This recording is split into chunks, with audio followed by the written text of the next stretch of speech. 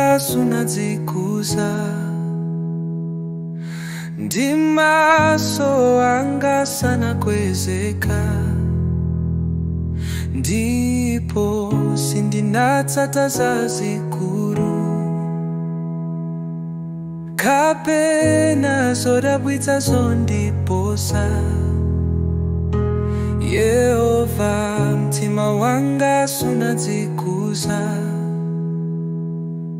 ndi maso anga sanakwezeka,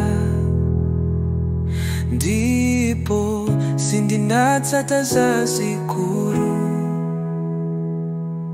kapena zodabwitsa zondiposa. Indedi ndinalinganiza ndikutontholetsa moyo wanga, ngati mwana womuletsa kuyamwa madzi. Moyo wanga ndiri nawo ngati mwana womuletsa kuyamwa. Israeli uyembekezere Yehova, kuyambira tsopano kufikira kosatha.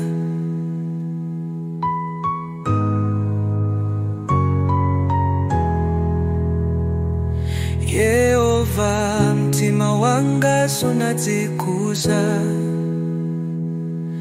ndi maso anga sanakwezeka, ndipo sindinatsata zazikulu kapena zodabwitsa zondiposa.